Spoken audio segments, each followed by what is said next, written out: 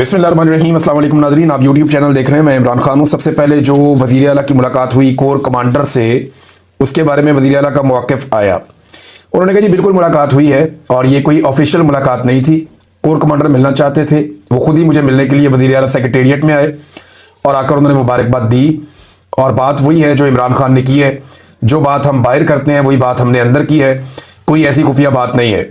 दूसरा ये पूछा गया कि ये फिर आपने बताया क्यों नहीं था, तो सुहेल अफरीदी साहब ने कहा जी कि मुझे अंदाज़ा नहीं था, यहाँ मुलाकात के लिए लोग आते रहते हैं, टेलीफोन आते रहते हैं लोगों के। और वज़ीर आला सिंध का उन्होंने कहा और गवर्नर का कहा और साथ उन्होंने कहा जी बलूचिस्तान के वज़ीर आला की भी कॉल आई और उन लोगों ने भी मुबारकबाद दी। तो मुझे अंदाज़ा नहीं था कि हर एक की प्रेस रिलीज जारी करनी होती है। लेकिन सुहेल अफरीदी साहब को अब तो अंदाज़ा हो गया होगा कि कोर कमांडर से मुलाकात और बाकियों की टेलीफोन कॉल्स में बड़ा फ़र्क होता है और ये एक जैसी चीज़ें नहीं है। ख़ास तौर पे उस वक्त जब आपकी लीडरशिप एस्टेब्लिशमेंट के खिलाफ एक बयानिया चला रही है और एंटी एस्टेब्लिशमेंट एक रास्ते पे चल रही है, तो ऐसी सूरत में ये मुमकिन नहीं होता कि इस किस्म की मुलाकात जो है वो पब्लिक ना की जाए, वो आपको बताना पड़ता है। लेकिन अभी क्योंकि सुहेल अफरीदी साहब नए हैं, उन्हें कुछ चीज़ों का अंदाज़ा नहीं है, उन्होंने फॉर ग्रांटेड लिया होगा इस मुलाकात को। वैसे भी उन्होंने अपने दफ्तर में बुला के मुलाकात की है, तो इससे उनकी इज्जत में और उनके जो होता है उसकी इज्जत में इजाफा हुआ है। मुझे अच्छी तरह याद है, एक दिन आईएसआई का दफ्तर है पंजाब में ना, लाहौर में, सीएम ऑफिस के साथ। तो ये बात है सन 2010-11 की बात है गालिबन। तो वो जो आईएसआई का दफ्तर है उसके बिल्कुल साथ सीएम ऑफिस है। एक तरफ चिड़ियाघर है, एक तरफ आईएसआई का दफ्तर है, एक तरफ सीएम ऑफिस है। यहाँ पे हमारे एक जर्नलिस्ट थे, उनका नाम, बल्कि अभी भी वो वहाँ पे सहाफत करते हैं लाहौर में, अरसलान रफीक भट्टी साहब। बहुत बड़ी बड़ी उनकी माशाल्लाह मूछें। उनका झगड़ा हो गया कुछ सिक्योरिटी वालों से, और ये जो सिक्योरिटी वाले थे ये आईएसआई वाले थे। क्योंकि ये तीनों दफ्तर साथ साथ हैं तो इनकी पार्किंग वार्किंग भी एक दूसरे से मिलती जुलती है। तो ये उस तरफ से आ रहे थे, इनका झगड़ा हो गया। अंदर हमें पता चला कि जनाब भट्टी साहब के साथ लोग लड़ रहे हैं, बाहर मार रहे हैं उन्हें। हम सारे बाहर गए, सहाफी, हमने जाके उनको फेंटी लगा दी, वो जो आईएसआई के सिक्योरिटी वाले थे वहां पे। कुछ देर के बाद अंदर से काफी सारे बंदे निकल के आ गए, उनका तो अपना पूरा एक सिक्योरिटी का निजाम है। वो जनाब हम लोगों को उठा के ले गए आईएसआई के दफ्तर में। उन्होंने हमारे ऊपर तशद्दुद शुरू कर दिया और लड़ाई बढ़ती गई। थोड़ी देर बाद एक अंदर से कोई आईएसआई का ऑफिसर आया, उसने जनाब उनके साथ भी बातचीत की, हमारे साथ बातचीत की। मैंने बाकी जो जर्नलिस्ट हैं उन सबकी तरफ देखा, मैंने कहा इससे बात करो, उससे बात की। बहरहाल कुछ सहाफी वगैरह बीच में पड़े, हमें छोड़ दिया उन्होंने। बाद में हम लोग एहतजाज कर रहे थे। वज़ीर आला पंजाब उस वक्त थे शहबाज शरीफ साहब। शहबाज शरीफ साहब ने हमें बुलाया तो हमने बताया कि बाहर सिक्योरिटी वालों ने मारा है सहाफियों को ना। तो इस पे शहबाज शरीफ साहब आग बगूला हो गए, बहुत गुस्से में आ गए। मैं इनको बुलाता हूं, मैं ये करता हूं, वो करता हूं, बहुत गुस्से में ना, धड़ाधड़। जैसे शहबाज शरीफ साहब के मुंह से एक ब्रस्ट निकलता है ना, ऐसे निकला। लेकिन जैसे ही शहबाज शरीफ साहब को एक सहाफी ने बताया कि सर वो ये आईएसआई वाले हैं, तो मियाँ साहब ऐसे ठंडे हुए हैं कि हमें हंसी नहीं रुक रही थी हमारी, बड़ी मुश्किल से हम बाहर आके कितनी देर तक हंसते रहे। मियाँ साहब ने कहा अच्छा मैं, चलो मैं करूंगा, मैं बात करूंगा, वो ऐसे करके ना गोल मोल करके। तो ये जो सियासतदान होते हैं ना, नॉर्मली ये एक सेक्टर कमांडर से, एक कर्नल से, ये बहुत डरते हैं, बहुत बहुत बुज़दिल होते हैं। लेकिन ये बड़ी बात है कि अपने दफ्तर में कोर कमांडर को कहना कि खुद आओ, आकर मिलो, अगर आपने मुबारकबाद देनी है तो मेरा दफ्तर हाजिर है। बड़ी अच्छी बात है, कोर कमांडर आकर मिले। और सुहेल अफरीदी ने ये कहा कि जनाब आपने जो बात हम अंदर करते हैं वही बात हम बाहर करते हैं। ये बंद कमरों के अंदर बातचीत जो हमारे साथ करने की कोशिश की जाती है, हम जो बात अंदर करते हैं वही बात बाहर करते हैं। देखिए ऑफिशियल होनी चाहिए जो चीज़ भी होती है, पर्सनल कुछ नहीं होता इस लेवल के ऊपर।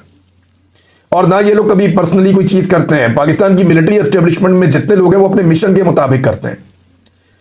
आपको क्या लगता है कि ये जो कोर कमांडर ने आकर वज़ीर आला हाउस में मुलाकात की है, वो बगैर किसी अप्रूवल के आ गए थे या बगैर किसी वजह के आ गए थे? नहीं, उनके सिस्टम में पूरी हायरार्की को पता होगा कि वो मुलाकात करने के लिए जा रहे हैं। तो यहाँ अनऑफिशियल कुछ भी नहीं होता और चीज़ें जो है उनको ब्लैक एंड व्हाइट रखना चाहिए। इमरान खान साहब ने कहा था कि मैं अपनी कौम से कभी झूठ नहीं बोलूंगा और ना आपका सर नीचे होने दूंगा। बहरहाल सुहेल अफरीदी साहब ने बताया कि जी मुझे फिर इमरान खान साहब से मिलने नहीं दिया गया। ये अडियाला जेल पहुंचे, इमरान खान से मिलने की कोशिश की, अदालती अहकामात इनके पास थे, इन्हें फिर इमरान खान साहब से मिलने नहीं दिया गया। ये वज़ीर आला की मुलाकात की एक कोशिश और भी नाकाम हो गई। अब एक सूबा है जहां पे इस वक्त एस्टेब्लिशमेंट जिद कर रही है कि उसके वज़ीर आला को हमने उसके लीडर से नहीं मिलने देना। यहां पे अमन व अमान के संजीदा मसाइल हैं, दहशतगर्दी यहां पे बढ़ती चली जा रही है। उसे कंट्रोल करने के लिए सूबाई हुकूमत के पास एक क्लियर डायरेक्शन होनी चाहिए और इस हवाले से सुहेल अफरीदी को जाकर इमरान खान साहब से बात करनी पड़ेगी। फिर जनाब गवर्नेंस के इश्यूज हैं उनके तब तक पूरी तरह हल नहीं होंगे जब तक कि वज़रा हलफ नहीं उठाएंगे।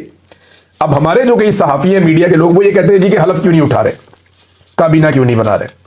हालांकि इसमें कानून में कोई इतनी सख्ती नहीं है, लेकिन दूसरी तरफ यही लोग ये बात नहीं पूछ रहे कि कानून के मुताबिक जब अदालत ने वाज़ेह हुक्म जारी कर दिया, अदालत का क्लियर ऑर्डर मौजूद है कि जनाब इनकी मुलाकात करवाएं, तो फिर मुलाकात क्यों नहीं करवा रहे।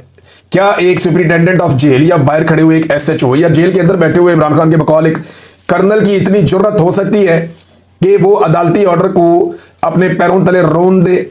इसके ऊपर पाकिस्तान का मीडिया कोई सवाल नहीं उठाता जी। अदालती अहकामात की खुली खिलाफ वर्जी के ऊपर कोई नहीं बोलता, बाकी हर चीज पे बोलते हैं। तो मीडिया की 2 नंबरी जो है वो रजिस्टर्ड हुई है इस पूरे दौर में।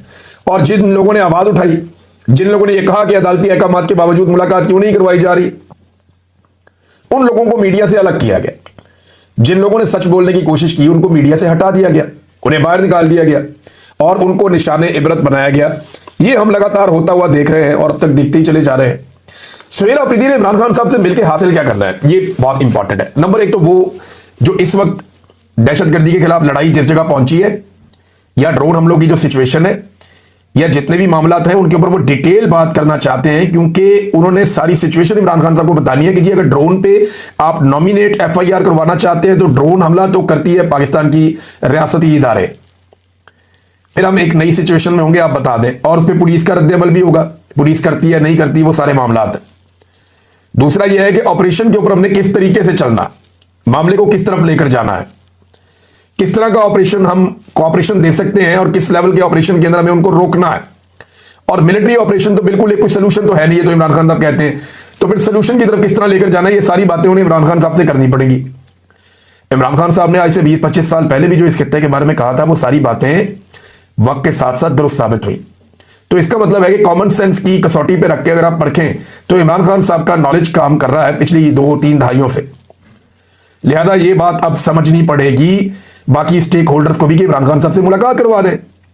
फिर जो इमरान खान साहब की एक एहतजाजी सियासत है कि पाकिस्तान में इंसाफ दिया जाए, मैंडेट चोरी किया, मैंडेट वापस करें, 9 मई की जुडिशियल इंक्वायरी करें, 26 नवंबर की जुडिशियल इंक्वायरी करें।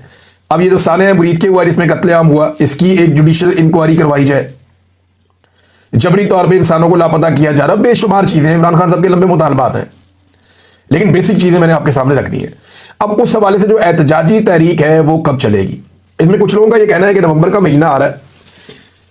पिछली मरतबा इन्होंने नवंबर के महीने में कत्लेआम किया था पाकिस्तानियों का, क्या इस मरतबा दोबारा से नवंबर के महीने में एहतजाज करना चाहिए?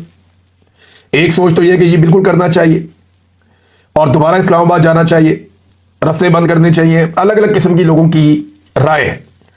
तो एक तो राय ये है, दूसरी राय ये है कि अभी मोमेंटम पकड़ा जाए, मोमेंटम को बढ़ाया जाए, 26 नवंबर तक इस मोमेंटम को पीक पर ले जाए, दिसंबर जनवरी के अंदर जो है वो अपनी तारीख को ऊपर लेकर जाए और 2-3 महीने लेकर जब तारीख पूरी तरह तैयार हो तो फिर एक बड़ा एहतजाजी सिलसिला पाकिस्तान में शुरू किया जाए। ये 2 अलग अलग तरह की राय लोगों की, लेकिन फैसला किसने करना है? फैसला करना है इमरान खान ने। ये बात इमरान खान की बहनों ने भी कही और यही बात उनकी बहनों को भी रोका गया। आज मुलाकात के लिए वो जा रही थी, उनका दिन था, SHO ऐसे पकड़ के रोक लेते हैं। धक्कम पेल भी हुई है वहां पे, वो शायद खटक को धक्के पड़े हैं, बाकी जो कुछ MPs थे वहां पे, कुछ अरकान थे, उनको भी धक्के पड़े हैं। पुलिस जो है वो जाने नहीं दे रही, किसी को भी अडियाला जेल के करीब पटकने नहीं दे रही। तो मुलाकात होना तो दूर की बात है, बाद में जाके सुपरिटेंडेंट ऑफ अडियाला जेल ये कह देता है अदालत में कि जनाब मेरे पास तो कोई आया ही नहीं। भाई वहां तक पहुंचेंगे तो आएंगे ना, वो उधर जाने ही नहीं देता कोई किसी को। तो नादरीन, यहाँ पे वजीर आला ने भी ये बात की और इमरान खान की बहन ने भी की कि बात तो बाहर आ ही जाएगी। यानी इमरान खान हमें क्या पैगाम देना चाहते हैं, उसका सिर्फ ये तरीका तो नहीं है कि सुहेल अफरीदी की इमरान खान से मुलाकात हो। वो जो लॉन्ग डिस्कशन है वो नहीं हो पाएगी, सुहेल अफरीदी बात नहीं कर पाएंगे, अपने लीडर से मिल नहीं पाएंगे, लेकिन इमरान खान साहब जो कहना चाहते हैं वो तो मामला बाहर आ ही जाएगा। वो किसी भी तरीके से आएगा, वो आ जाएगा। पाकिस्तान तहरीक इंसाफ इतनी गई गुजरी भी नहीं है और वो ये क्लेम पहले भी करते रहे हैं कि इमरान खान साहब हमें जो बताना चाहते हैं वो हम तक बात पहुंच ही जाती है। नाज़रीन, एक तो ये मामला है कि वज़ीर आला बार बार कोशिश कर रहा है और उसे मिलने नहीं दिया जा रहा। दूसरा मामला, गजा में पाकिस्तानी फौजियों की शमूलियत। गजा के अंदर, एक्चुअली इसको जरा समझें थोड़ा सा मामले को, मैं आज आपके सामने इसके तमाम पहलू रख देता हूं। नंबर 1, गजा के अंदर एक फौज जा रही है जो स्टेबलाइजेशन लेकर आएगी। इस्तेहकाम लाने के लिए एक फौज गजा में भिजवाई जा रही है। ये डोनाल्ड ट्रंप का और इसराइल का मिलकर एक फॉर्मूला है जिस पे अमल दरामद होने जा रहा है। अब इस फॉर्मूले में जो फौज जा रही है उसमें पाकिस्तानी फौज का नाम लिया जा रहा है। इसराइल ने कहा जी जो फौजें हम अप्रूवल देंगे ना, जिन फौजों की हम ये कहेंगे ये फौजें आ जाएं तो उनको आप आने देंगे, जिनको हम कहेंगे नहीं आना उनको आप नहीं आने देंगे। यानी ईरान की फौज पे इसराइल राजी नहीं होता कि ईरान की फौज गजा में नहीं आनी चाहिए। इसी तरह इसराइल जो है वो यमन की फौज पे भी राजी नहीं होगा। फिर तुर्की की फौज पे उसने एतराज किया जी तुर्की की फौज भी गजा में नहीं आनी चाहिए। बहुत सारे जो है वो मगरबी ममालिक हैं उनकी फौज को भी इसराइल पसंद नहीं करता कि वो गजा में आए, लेकिन पाकिस्तानी फौज को इसराइल ने मंजूरी दी है बकौल किसके, बकौल मार्को रूबियो के, उनको एतराज नहीं है, वो दे आर कंफर्टेबल, उन्हें प्रॉब्लम नहीं है अगर पाकिस्तानी फौज आती है। लेकिन इसराइल कह रहा है जिसको हम कहेंगे वही आएगा और पाकिस्तान के बारे में कोई एतराज नहीं है। जिनके बारे में एतराज है मैंने आपको बता दिया, तुर्की खास तौर पे उसमें एक मेन मुल्क है। तो इसराइल डिसाइड करेगा कि गजा में कौन कौन से मुल्कों की फौजें आएंगी। एक तो ये बात होगी क्लियर। अब इसराइल ने एनओसी देना है जिस जिस मुल्क की फौज ने वहां पे आना है। यहां पे कुछ अखबारात हैं वो ये दावा कर रहे हैं बैनुल-अक़वामी सतह पे, लेकिन कोई बड़ा अखबार ऐसा नहीं है, कोई ऐसे मुस्तनद ज़राए अभी तक मैदान में नहीं आए जो इसकी तस्दीक कर सके। लेकिन इसराइली अखबारात बड़े डेंजरस हैं। अगर ये चीज हुई है तो आने वाले दिनों में आपको इसराइली अखबारात बता देंगे।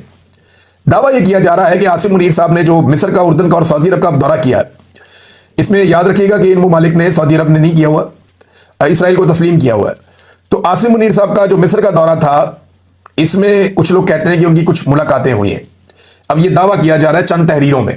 अभी तक इसराइली अखबारात ने, अमरीकी अखबारात ने इसका जो है वो कंफर्मेशन नहीं दी, ना किसी और दुनिया में ये छपी है। एक अफगानिस्तान टाइम्स है वहां पे आई है, एक दो और जगह है, एक बी न्यूज है, वहां पे कुछ जगहों पे ये खबर आई है। लेकिन इसकी कंफर्मेशन आ जाएगी अगर ये सच्ची होगी तो। खबर ये दी जा रही है कि जनाब वहां पे कुछ इसराइलियों के साथ मुलाकातों में चीजें तय हो गई हैं, जिसके बाद इसराइल को अब पाकिस्तान की गजा में आमद पर कोई एतराज नहीं होगा। लेकिन चले मेन खबर की तरफ आते हैं। यहां पे ना दो तरह की खबरें आपके सामने रखी जा रही हैं। एक तो मैं आपको बताता हूं कि सरकारी कैंप या मौजूदा रजीम इसके बारे में क्या कह रहा है कि पाकिस्तानी फौज पहुंच जाए अगर गजा में, और अवामी कैंप इसके बारे में क्या कह रहा है अपोजिशन का, और होने क्या जा रहा है दरअसल ये भी मैं आपको बता देता हूं। नंबर एक, जो सरकार है या सरकारी जो हमायती है उनका ये कहना है कि ये तो एक बहुत बड़ी सआदत है कि पाकिस्तानी फौज अगर गजा में पहुंच जाती है तो ये इसको जोड़ेंगे बैतुल मक़दस के साथ, मस्जिद अल-अक़सा के साथ। लेकिन याद रखिएगा कि गजा से वेस्ट बैंक या जेरूशलम या मस्जिद अक्सा ये 100 किलोमीटर के फासले पर है, और ये जो बीच वाला 100 किलोमीटर है इस पे इसराइल है, ये इसराइल की मलकियत। इसमें कोई पाकिस्तानी फौजी दाखिल भी नहीं हो सकता, सवाल ही पैदा नहीं होता। तो एक तो ये कहा जाएगा आपको मंजन ये बिचा जा रहा कहना शुरू हो गया कि ये तो बहुत बड़ी सआदत है, फलस्तीनियों की हिफाजत का फरीजा सर अंजाम देंगे, ये भी कहा जा रहा है। बैनुल-अक़वामी हैसियत में पाकिस्तान की इजाफा होगा, ये भी कहा जा रहा है, और उम्मत मुस्लिमा में पाकिस्तान का मुकाम बुलंद होगा, ये भी कहा जा रहा है। अब जो इसकी अपोजिशन है, जो दूसरी तरफ के लोग हैं, अवामी हल्के हैं, वो क्या कह रहे हैं? वो कह रहे हैं कि ये ट्रंप की इसराइल को महफूज बनाने की एक साजिश का हिस्सा है। नंबर दो, वो ये कह रहे हैं कि ये इसराइल को नहीं हमास को कंट्रोल करेगी। ये जो फौज जाएगी, मुख्तलिफ ममालिक के फौजियों पर मुश्तमिल जो फौज जाएगी, ये हमास को कंट्रोल करेगी, इसराइल को कंट्रोल नहीं करेगी। फलस्तीनियों की जो मज़ामत है वो हमेशा के लिए खत्म हो जाएगी, ये भी दावा किया जा रहा है, और इसराइल की मंजूरी से गजा जाने से सआदत हासिल नहीं हो सकती। अब दूसरी तरफ का मौक़िफ़ जो है वो ये है, होगा क्या वो आपको बाद में बताता हूं। लेकिन अल्लामा राजा नासिर अब्बास साहब ने एक बड़ी जबरदस्त इसके ऊपर तहरीर लिखी है, वो तहरीर मैं आपके साथ शेयर करना चाहता हूं। वो कहते हैं कि मैं उम्मत पाकिस्तान के उस मुबैना मनसूबे पर गहरी तशवीश और दो टोक मुखालफत का इजहार करता हूं जिसके तहत पाकिस्तान के फौजी एहलकारों को नाम निहाद इंटरनेशनल स्टेबलाइजेशन फोर्स ISF के हिस्से के तौर पर गजा भेजने की तैयारी की जा रही है। यह फोर्स अमन या इंसाफ के क़याम के लिए नहीं, बल्कि दरअसल अमेरिका की क़यादत में बनने वाला एक ऐसा ढांचा है जो इसराइली कब्जे को ख़त्म करने की बजाय उसे बरकरार रखने के लिए बनाया जा रहा है। इसमें शमूलियत पाकिस्तान को एक कब्जा सहूलतकार के तौर पर पेश करेगी। ऑक्यूपेशन एनेबलर, यानी कब्जा जो है वो इसराइल का है और उसके सहूलतकार के तौर पर पाकिस्तान को पेश करेगी। सबसे पहले मौजूदा शक्ल में ISF का क़याम गजा पर इसराइली कंट्रोल को जायज करार देने के मुतरादिफ होगा। यह किसी गैर जानिबदार अमन फोर्स की बजाय कब्जे की नई शक्ल बनकर सामने आएगी, जिसमें इसराइली जारहियत को मुसलमान ममालिक की शमूलियत के जरिए छुपाने की कोशिश की जाएगी। तजवीज़ की एक और बड़ी वजह यह है कि फ़लस्तीनी अवाम ने किसी गैर मुल्की फोर्स की तैनाती की इजाज़त नहीं दी। बगैर मकामी मंजूरी के किसी भी फौजी फोर्स की तैनाती बैनुल-अक़वामी कानून और अक़वाम मुत्तहिदा के अमन मिशन के बुनियादी उसूलों की सरी खिलाफ वर्जी होगी। गजा के अवाम ऐसी फोर्स को अमन लाने वाली नहीं बल्कि जबरदस्ती मुसल्लत करदा गैर मुल्की मौजूदगी के तौर पर देखेंगे, जो इब्तदा से ही गैर कानूनी और नाकाबिले कबूल होगी। क्योंकि ISF के लिए कोई अक़वाम मुत्तहिदा की सलामती कौंसिल की बाकायदा मंजूरी मौजूद नहीं है, इसलिए ये फोर्स लाजमन अमरीकी क़यादत में काम करेगी, जिससे इसकी गैर जानिबदारी ख़त्म हो जाएगी और वो वाशिंगटन और तिल अबैब के मफादात के ताबे होगी। रिपोर्ट्स के मुताबिक ISF को हमास को गैर मुसल्लह करने का इख्तियार दिया जाएगा, जो न सिर्फ इश्तियाल अंगेज बल्कि अमली तौर पर नामुमकिन हदफ है। किसी मुज़ामती तहरीक को ज़बरदस्ती गैर मुसल्लह करने की कोशिश अमन नहीं लाएगी बल्कि नए तसादुम को जन्म देगी। अब साफ अल्फाज में कहा जाए तो ISF में पाकिस्तान की शमूलियत इसराइल के साथ मिलकर फ़लस्तीनी मुज़ामत को दबाने के मुतरादिफ होगी। ये बहुत इंपॉर्टेंट है। वो कह रहे हैं अगर हमारी फौज जाती है तो ये इसराइल के साथ मिलकर फ़लस्तीनी मुज़ामत को हमेशा के लिए दबाने की एक कोशिश के मुतरादिफ होगी, जो कि पाकिस्तान के इखलाकी, तारीखी और उसूली मौक़िफ़ से गद्दारी के बराबर है। पाकिस्तान हमेशा फ़लस्तीनियों के हक़ के खुद इरादियत और आज़ादी के मौक़िफ़ पर डटा रहा है। इस पॉलिसी से इनहराफ कौम और उम्मत दोनों के लिए नुकसानदेह होगा। यह भी वादे है कि इससे अरब ममालिक में भी तकसीम पैदा होगी। एक तरफ वो ममालिक होंगे जो इस अमरीकी मंसूबे में शरीक होंगे और दूसरी तरफ वो जो अभी भी इसराइली कब्जे के खिलाफ डटे हुए हैं। नाज़रीन, बड़ी लंबी आगे ट्वीट है, लेकिन मामला यही है कि उन्हें लगता है कि फ़लस्तीनियों की मुज़ामत को दबाने के लिए ये फोर्स भेजी जा रही है, जो हमास को गैर मुसल्लह करेगी और इसराइल के लिए एक ऐसी सहूलतकारी करेगी जिससे इसराइल की सरहदें महफूज हो जाएंगी और उनका कब्जा मुस्तहकम हो जाएगा। ये बात की जा रही है। होगा क्या, जरा अब आप ये देखें। एक होगा फौरी तौर पे, एक होगा थोड़ा टाइम लगेगा। फ़लस्तीनी जो है ना, वो जब फौज जाएगी तो फ़लस्तीनियों से इनका इस्तकबाल करवाया जाएगा, गले मिलेंगे, हाथ डालेंगे, इस्लामी म्यूजिक बजेगा पीछे बैकग्राउंड में और काफ़ी जज्बाती मनाज़र दिखाए जाएंगे, स्लोमो चलाए जाएंगे, फ़लस्तीनी बच्चों, ख़वातीन और दीगर लोगों के जज्बाती जुमले दिखाए जाएंगे। बाकायदा इसके ऊपर एक प्रोडक्शन टीम्स काम करेंगी और ऐसी लाजवाल डॉक्यूमेंट्रीज बनेंगी जिसमें बताया जाएगा कि जनाब मुसलमानों की फौज पहुंची फ़लस्तीन में तो लोगों के आंसू निकल आए, लोग बड़े जज्बाती हो गए। अब फ़लस्तीनियों ने मुसलमान फौजों का इंतजार किया इतना लंबा अरसा, उन्हें क्या आइडिया था कि वो इस तरह आएंगी, लेकिन वो आ जाएंगी तो उसके बाद उनके जज्बाती मनाजिर तो फिल्माए जाएंगे और जज्बाती मनाजिर फिल्माने के बाद इन ममालिक में भेजे जाएंगे जिनकी फौजें वहां पे पहुंचेंगी, ताकि वो अपने अपने मुल्क में ये चूरन बेचेंगे, जनाब हम तो फ़लस्तीनियों के हक में खड़े हो गए और फ़लस्तीनियों ने हमारा इस्तकबाल किया और कमाल हो गया। शुरू में तो ये सारा कुछ हो जाएगा, कुछ अर्सा ये मामला चल जाएगा, लेकिन ये ज्यादा मुद्दत तक चलेगा नहीं, क्योंकि जो वहां पे बैनुल-अक़वामी मीडिया है या अल जज़ीरा वगैरह, ये आहिस्ता आहिस्ता बताएंगे कि अंदर क्या चल रहा है और फ़लस्तीनी मुज़ामत खत्म होती जाएगी और इसराइल का कब्जा मुस्तहकम होता जाएगा। तो ये चीजें लंबी नहीं होगी, वक्ती तौर पर अच्छी लगेंगी। ये मनाजिर भेजे जाएंगे कि जनाब हम ताबा अबद सय्यो तगय्युर के वली हैं, हम मुस्तफ़वी हैं। इस किस्म के आपको म्यूजिक सुनने को मिलेंगे और बड़ी जज्बाती आपको मनाजिर देखने को मिलेंगे, लेकिन एक्चुअली ये होगा कि इसराइल को प्रोटेक्शन हो जाएगी हमेशा के लिए हमास के मुकाबले में, और फ़लस्तीनियों की जो मज़ामत है अपना मुल्क आज़ाद करवाने की, वो मज़ामत यहाँ पे रुक जाएगी और गजा में सिर्फ ये फोर्स जाएगी। वेस्ट बैंक में इसका कोई काम नहीं होगा। अगर तो इनको वेस्ट बैंक में भी जाने दें और पूरा का पूरा जो फ़लस्तीन का वो नक्शा है 1967 वाला वो हो जाए तो बड़ी अच्छी बात है, लेकिन उस पर इसराइल कभी भी राजी नहीं होगा। नाज़रीन, एक और बड़ी इंटरेस्टिंग खबर आजकल चल रही है और ये खबर है जनाब कुछ सरकारी अफसरान के हवाले से। ये वो अफसरान हैं जिन्होंने मौजूदा रजीम के कहने पर या एस्टेब्लिशमेंट के कहने के ऊपर लोगों की ऐसी तैसी फेर दी थी, मुकदमात पे मुकदमात बनाए। मुझे भी इन लोगों ने पकड़ा था और मेरे खिलाफ तो इन्होंने बाकायदा प्रेस कॉन्फ्रेंसें की है बैठ बैठ के और मुंह से ये आग के शोले उगल रहे थे, लेकिन अब ये सारे करप्शन में पकड़े गए हैं और इनको उठा लिया था पाकिस्तान की एजेंसियों ने उठा के इनकी फैंटी लगाई है और उसके बाद इनको FIA के हवाले कर दिया है और इनका मुकदमा अब चल रहा है। मामला क्या है, जरा इसको गौर करें। मामला यह है कि जब एस्टेब्लिशमेंट काम लेती है ना ब्यूरोक्रेट से, 2 नंबर काम लेती है, तो वो ब्यूरोक्रेट कहते हैं इनके लिए 2 नंबर ही हम कर रहे हैं, हम खुद क्यों ना करें। तो पहले वो एस्टेब्लिशमेंट के लिए 2 नंबर एजेंसियों के लिए काम करते हैं, इसको पकड़ो, उसके साथ ज्यादती करो, उसके साथ ज्यादती करो, उसके साथ ज्यादती करो, फिर उन्हें ना ज्यादती करना नॉर्मल लगना शुरू हो जाता है। वो कहते हैं जनाब इसको भी उठाओ, इससे पैसे कमाओ, इससे उठाओ, इससे पैसे कमाओ। जब ये सारे ही मुल्क का नहीं सोच रहे तो हम क्यों सोचें। यही काम 9 मई के बाद पुलिस ने किया था। रियासत ने 9 मई के जाली मुकदमात बनवाए, बेशुमार बंदे उठवा लिए, तो पुलिस ने बेशुमार बंदों से बेशुमार दिहाड़ियां भी लगा रही। जरा वो चेक किया जाए ना कि कहां कहां किस चीज को हिस्सा गया, तो आपके रोंगटे खड़े हो जाएंगे। तो अब एजेंसियां जनाब वो गोलियों से मट्टी झाड़नी की जनाब नए बंदे पकड़ लिए, इन बंदों को यहां तक पहुंचाया भी एजेंसियों ने, इनसे गलत काम लिया, फिर इन्होंने अपने लिए गलत काम करना शुरू कर दिया। ये बेशर्मी के रास्ते पे चल पड़े और अब ये लोग जनाब गिरफ्तार हो गए। तो इसी तरह पुलिस को जरा चेक करें, पंजाब पुलिस को, किस किसने 9 मई के मामले में कितनी कितनी दिहाड़ी लगाई और किसने किस किस तरह लोगों को लूटा, ये सारा मामला आपके सामने आ जाएगा।